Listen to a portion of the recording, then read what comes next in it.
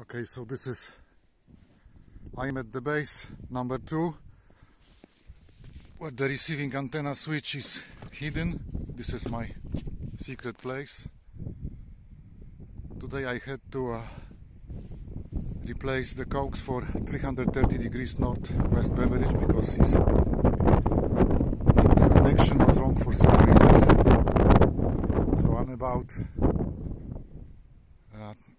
it's about 500 meters from the shack, from the station. You can see the antennas, the towers over there. So I am at the base number 2, which is as I said, 500 meters from the shack. And here are the connections for the northwestern and southwestern antennas. And here is the new coax for the beverage. So we'll see if it works now. 7 trees from SP2XF.